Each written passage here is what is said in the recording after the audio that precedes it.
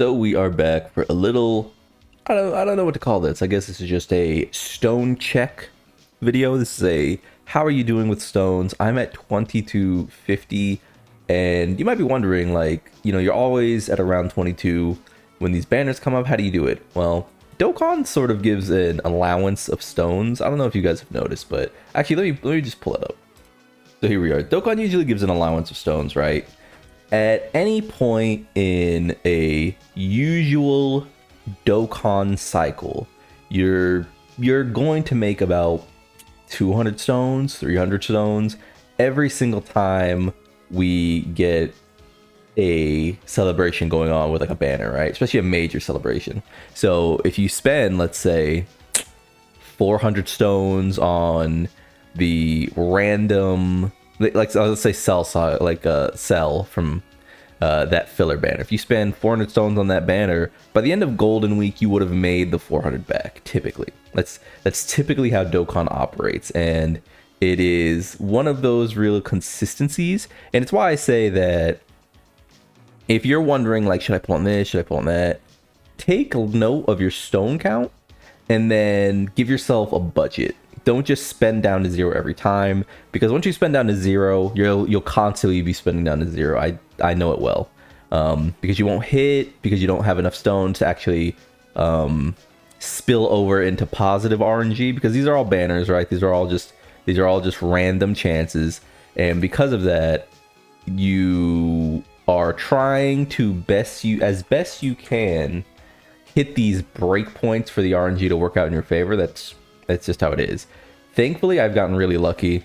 I haven't had to spend that many stones, but even if I was spending down to 400 every single time, I would never have left this 2200 mark, because I'm sort of keeping myself within the realm of like plausibility. And that's how spending in gacha is every single time. If you're low spending or free to play, like I am, where the only thing I buy is a subscription, this will be how gacha works every single time. The subscription is usually worth paying for. $10 a month for whatever the case may be is usually worth paying for in gacha. It's just, actually, I would say that Dokkan's is probably worse than a lot of other subscriptions, because Dokkan doesn't give you tickets and a lot of them do. So, make of that as you will. But if I'm staying at 2200 and it's pretty light, then I mean, it's working out. So let's talk about Caulifla and Kale, who I think are pretty good. I think they're about the level of power that you could expect them to be. The only issue is, one, their leader skill sucks. Terrible leader skill. Genuinely awful. We can go down here and check out how it's gone, and just like... So we got both the girls hit. I mean, dodge or die character, but stacks. No, I mean, gimmick character. They could super easy A this if they really wanted to make this like a actual team. And then they're probably going to easy A the girls here. Right? That's what the team's looking like so far. And I think they're fine. The issue is that, again, we're in another character who needs to evade to get a lot of her, positive traits going. The issue is that, of course, Dokkan has seemingly forgotten that the only other really tough fight outside of, I guess, Festival Battles and Battle Hardened Formidable Foes is Blue Goku, and in Blue Goku you cannot dodge. So yeah, I mean, I guess you can just make of that as you will. I don't know exactly what Dokkan is prioritizing in terms of content. It is impossible to say right now, because at the start of the year you had Truth and others echoing the same logic, which is, we're gonna get characters that stack, we're gonna get characters stack, we're gonna get characters stack. But if you flatly look at it, we have gotten way less characters who actually compete in the FOB than do, right? Because let's just look at a common team. Let's go to Pure Saiyans, and we'll look at the most common team. So Earth Protecting Heroes, Pure Saiyans. We'll just really quickly go over the lineup and this is like characters that we have, right? So you're going to run the same 5 characters every time. You're going to run him. You're going to run him. So that's 3. And then you're going to run 4 and 5. So you have 1 more character you can fit in. How many characters have we gotten since then that like look reasonable for this? Like, I mean, no LRs really. All right, so it's just been URs. I wish I was on the other site so I could like easily search this, but essentially not their team, but we've gotten this guy. Yeah, not a absolute grand slam of characters. Check here real quick. No. Yes. No. So, I mean, a few celebrations worth of being told that they were going to add a bunch of stacking characters every single time, and yet we still are left with greatly raises. That said, I do think the best part of the card is Kale's God turn, where she massively raises into like 4 greatly raises, and while gaining a bunch of like crit chance, right? And that is as well as going through this 40% in battle berserk turn. I think that this is the character working at her best probably, and as if you should pull, I'm gonna say no, just flatly. That's gonna bring us to this. So right now we have a huge question mark as to what is going to happen. That's why I pulled this calendar, because as we move into June, and Truth has said this, I think Truth, for, you know, a man who has strong opinions on the internet, obviously he gets a lot of pushback, but one thing he knows is like time slots, and he's saying that this will probably come around the 30th. That's usually when like the next thing pops. And as we're in the sort of twilight of this month, we should be seeing the Golden Week campaign ending in about a week or 2. So we should get 1 more thing, probably an EZA, then that should be it for the Golden Week campaign. I have a lot of opinions about this Golden Week. I think it's been underwhelming, but we'll talk about that once we get there. With another completely dry week, it feels like, outside of tickets, and the Kale and Caulifla themselves, who are fine. I think we're sort of set for a low content week into like EZA content week, and then the Golden Week celebration just sort of fizzling out. I was willing to give it time, but it feels like the worst Golden Week we've gotten. The girls seem fine. One of the characters in it's SBBK or SSBKK. He doesn't seem good enough. Hit seems fine, but that's all I can really say about the celebration, is that it was fine. So as we move into this, just remember, Kale and Caulifla are double rates. I will probably spend 400 stones, 400 of my 2200. So remember, I always say, if I can wait, you can wait. So I'm not even scratching the surface of my stone count. And these are all stones saved from Worldwide Download Celebration last year. Just didn't spend on New Year's, even though it was Daima. Spent on the anniversary, got lucky. And then I have been just budgeting that 400 stone allowance on filler, right? And if I don't hit, that's it. Right? So, you know, as I said before, if I can wait, you can wait.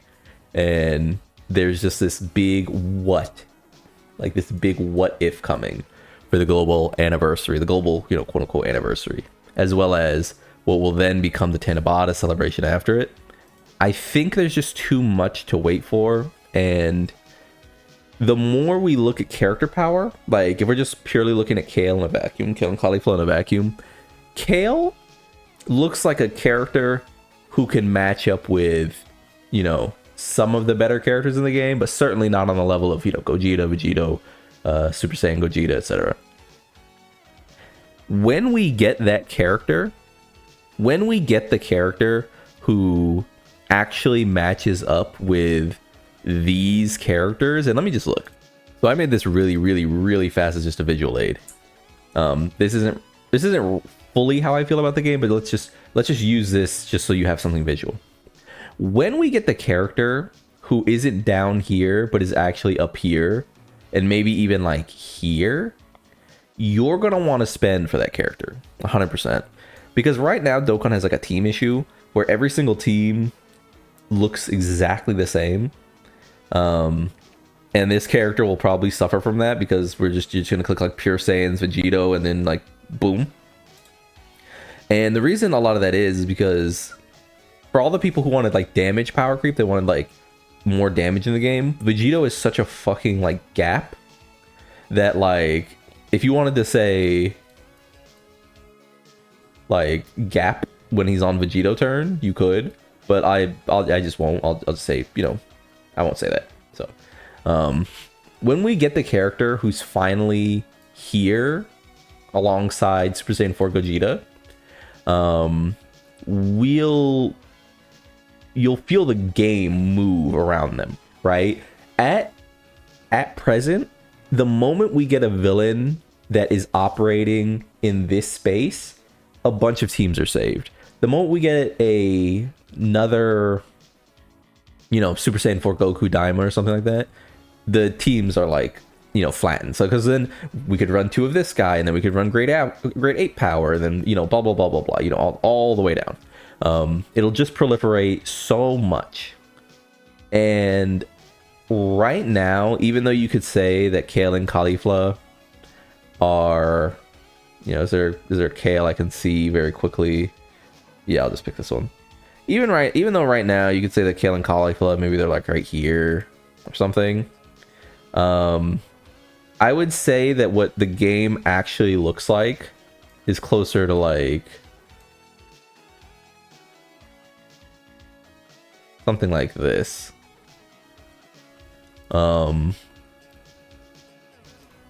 And maybe you could even argue that it looks something like this.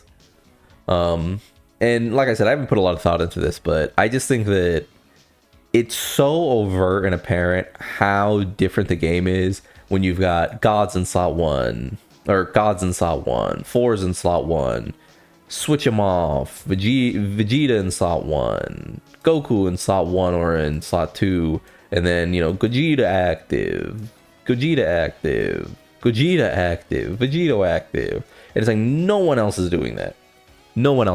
So until we see another character in this realm, if you're new or free to play, if you're low spending, I just wouldn't look at this as like, whoa, you know, whoa. So remember that tickets are great, tickets are good, tickets are phenomenal. Dokkan needed a ticket system. Dokkan has really needed some way for people to have access to characters that they haven't been able to get. However, remember that tickets also in a gacha present the sensation of being so close. So what's going to happen is you're going to spend 3 multis or what have you, and it's going to be like, whoa, you know, I got pretty lucky on those. Maybe Kefla is right around the corner. Maybe, or not Kefla, maybe Kale and Caulifla are right around the corner. Maybe I'm going to pull them on the next one. And I'm going to say don't.